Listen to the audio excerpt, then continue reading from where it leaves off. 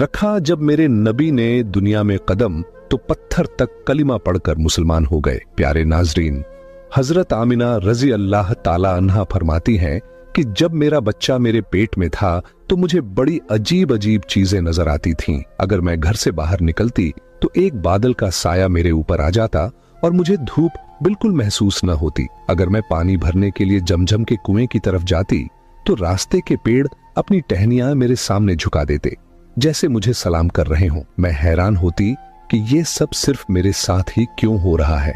जब मैं जमजम के कुएं के पास पहुंचती तो नीचे का पानी अपने आप ऊपर आ जाता और बिल्कुल मंडेल तक भर उठता।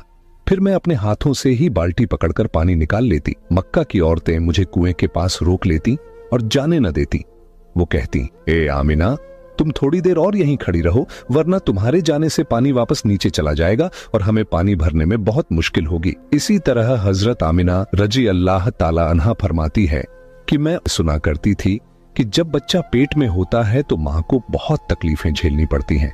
कभी हाथ पांव में दर्द, कभी सर दर्द, कभी उल्टी, कभी बुखार और कभी चिड़चिड़ापन। ये सारी बातें सुनकर मैं सोचती कि अजीब है, मुझे तो पूरे 9 महीनों में कोई तकलीफ नहीं हुई। यहां तक कि जब तक मेरा बच्चा पेट में रहा मुझे सर दर्द तक न हुआ। हजरत आमिना को अजीब अजीब ख्वाब भी आते थे। वो फरमाती हैं कि जब मैं रात को सोती तो मुझे ख्वाब आता कि मेरे जिस्म के अंदर से एक नूर निकला है और उसने पूरी दुनिया को रोशन कर दिया है। ये सब देखकर मुझे यकीन हो चुका था कि मेरे पेट में जो बच्चा है वो यकीनन कोई आम इंसान नहीं।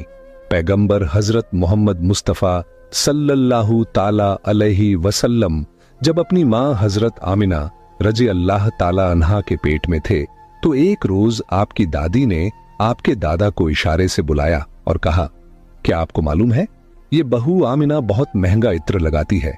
मैं तो परेशान हो चुकी हूँ, आप जरा आमिना से इस बारे में पूछिए। ये सुनकर आपके दादा ने कहा, इस बारे में तू ही पूछ लेती, तूने क्यों नहीं पूछा? तो आपकी दादी ने कहा, मैंने कई मर्तबा कोशिश की, लेकिन जब भी मैं आमिना के सामने जाती हूँ तो उसका नूरानी चेहरा देखकर खामोश हो जाती हूँ। आमिना के चेहरे पर इतनी चमक आ गई है कि मैं कुछ पूछ ही नहीं पाती, आप ही जाकर पूछ लीजिए। ये सुनकर आपके दादा ने कहा, तू औरत जात है, घर में रहती है, लेकिन मैं मर्द हूँ, घर से बाहर निकलता हूँ, मक्का में कुरैश का सरदार हूँ। जो भी मुझसे मिलता है पूछता है, ए अब्दुल मुत्तलिब, तुम्हारे घर से इतनी इत्र की खुशबू कहाँ से आती है? और हाँ, एक अजीब बात यह है कि इत्र की खुशबू वहीं से आती है जहां आमिना जाती है।